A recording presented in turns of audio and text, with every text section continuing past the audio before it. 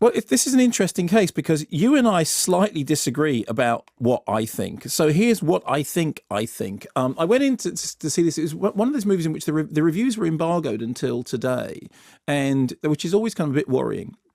And it's directed by it's from the director of Pitch Perfect, which I loved Pitch Perfect. I remember very clearly sitting in the Pitch Perfect screening with me and James King laughing our heads off, and the whole of the rest of the critical cognoscenti sniffing and not enjoying it half as much. And written by Paula Pell and Tina Fey and Amy Poehler. So it has this very good pedigree, and as you were saying in the interview there, loads of people from whom you expect funny stuff. And for the first few minutes, I was a little bit uncertain because heaven knows I now have a reputation for not finding comedy funny. And, last week when there was those Christmas releases out, which I didn't love at all. And this, about 3 minutes in, I started laughing. And I did do the thing, but it's about a minute and a half. Yeah, okay, fine. And I counted the first 6 laughs. They must have, I think, within the first 10 minutes, I laughed. 7.5 minutes. Okay. And then what happened was, I think I continued to laugh solidly and quite to my surprise all the way through the film.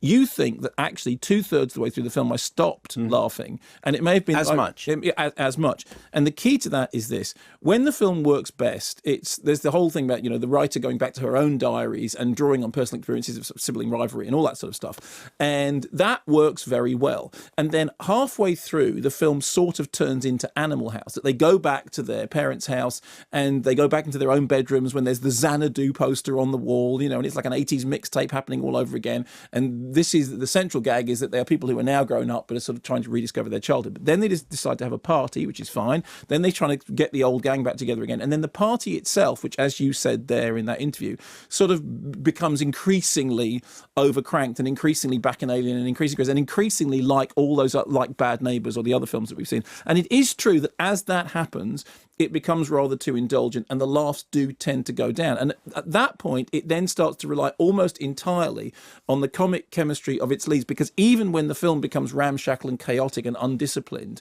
they are very, very funny together. And you get the sense that the funniest lines are the sort of ad-lib lines. So what I think it is, I think it's 2/3 of a really sort of well-done, solid comedy. I think it is absolutely true that the last third is far too baggy, far too long, and in the way that comedies tend to, feels the need to crank everything up and for everything to become too crazy, and then it does start to lose its place. And I think the film's about 2 hours long, and I agree with you that it could be shorter. That said, I did laugh all the way through. And even if I was laughing quieter in the last third, I did laugh all the way through. And there is at least one joke in the bit when it goes crazy and over the top in which I did laugh out loud. And if you don't remember that, then you're just being willful. So, structurally imperfect. The central idea works best when it's about those two and their relationship, and it feels like it has genuine heart. Kind of loses its way when it becomes Animal House, but even as it becomes Animal House, because Tina Fey and Amy Poehler are very funny, and actually there's a lot of very, very good supporting performances, even when it becomes a lot indulgent, I still kept laughing. And believe me, for me, tin-eared Kermode, the man with no ear for comedy, that is a recommendation.